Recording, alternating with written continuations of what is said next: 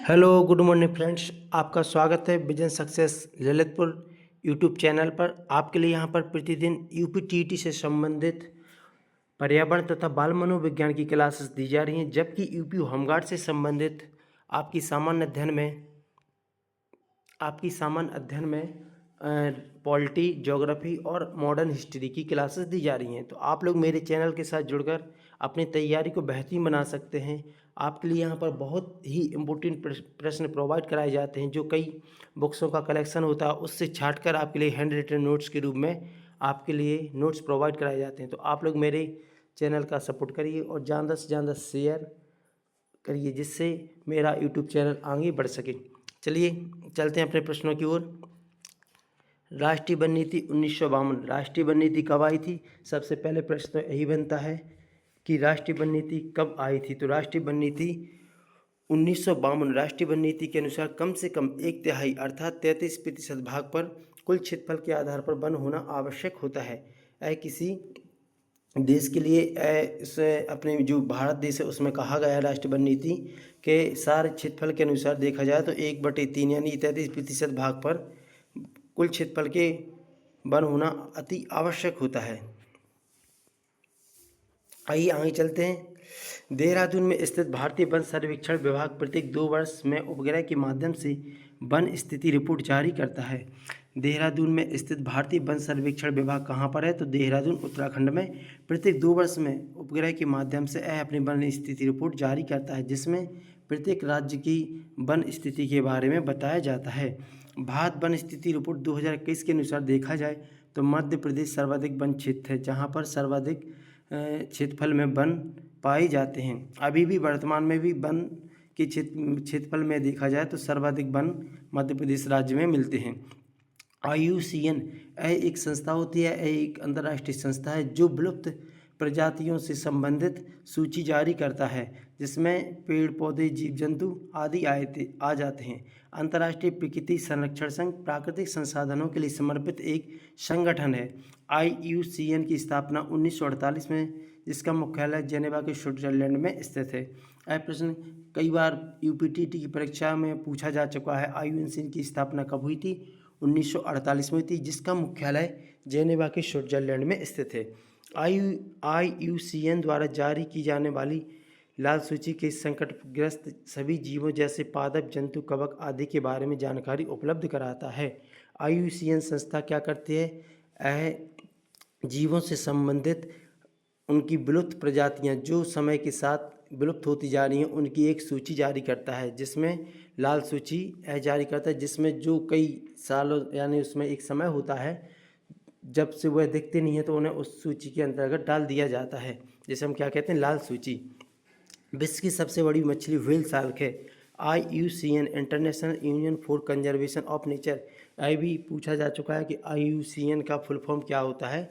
तो international union for conservation of nature होता है, जिसमें देखा जाए तो चंदन, एशियाई हाथी, हेम तेंदुआ, great Indian bustard, Ganga dolphin, घड़ियाल, नीलगाय, बब्बर शेर आदि विलुप्त प्रजातियों की श्रेणी में जा चुके हैं। वन संपदा संरक्षण से संबंधित भारतीय प्रयास। देखिए, वन संपदा से संरक्षण से संबंधित भारतीय क्या क्या प्रयास हुए हैं। भारत का भू क्षेत्रफल संसार के कुल क्षेत्रफल का 2.4% ही है। यदि भारत का क्षेत्रफल देखा जाए विश्व के लेवल पर तो भारत का क्षेत्रफल 2.4% ही है। भारत में वन्यजीव संरक्षण अधिनियम। यह प्रश्न कई बार पेपर में पूछा जा चुका है। भारत में वन्यजीव संरक्षण अधिनियम 9 सितंबर 1972 को लागू हुआ था। वन्य जीवों की तस्करी, अवैध शिकार से रक्षा एवं संरक्षण प्रदान करना इसका प्रमुख लक्ष्य था। भारत में वन संरक्षण अधिनियम 1980 को संसद द्वारा 27 दिसंबर 1980 को अधिनियमित किया गया था और यह लागू हुआ था 25 अक्टूबर 1980। यदि पूछा जाए भारत में वन संरक्षण अधिनियम 1980 को संसद द्वारा पारित किया गया था, जबकि लागू हुआ था 25 अक्टूबर 1980। जबकि पूछा जाए वन्यजीव संरक्षण अधिनियम कब आया था? तो अधिनियम आया था 9 सितंबर 1972 को। इसमें थोड़ा सा अंतर है, तो आप लोगों को याद रखना है। वह है वन्यजीव संरक्षण अधिनियम, जबकि यह है वन संरक्षण अधिनियम। आइए चलते हैं आगे। देखा जाए तो वन अनुसंधान संस्थान, यह भी कई बार प्रश्न आ चुका है पेपर में। वन अनुसंधान संस्थान की स्थापना कहाँ हुई थी? तो वन अनुसंधान संस्थान की स्थापना उत्तराखंड राज्य के देहरादून में हुई थी और इसकी स्थापना का समय है 1906 में इसकी स्थापना की गई थी।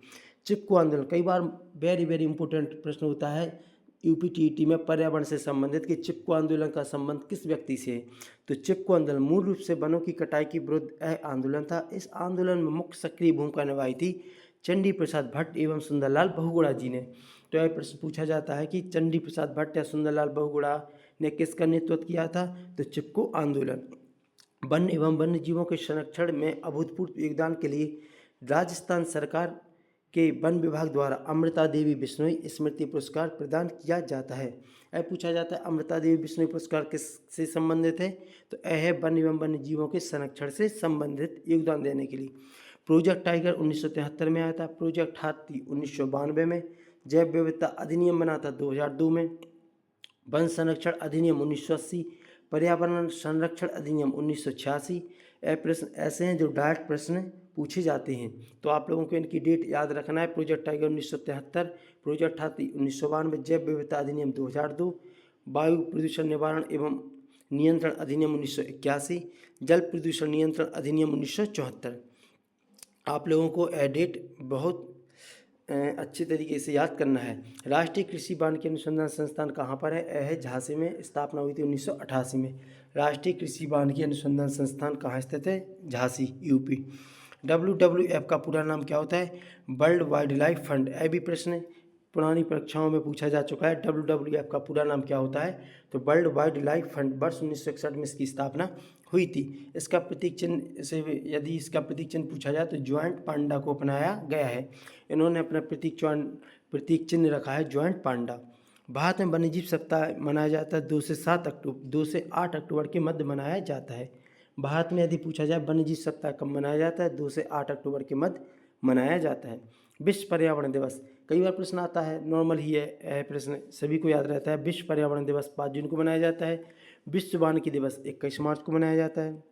विश्व वन्यजीव दिवस 3 मार्च को मनाया जाता है।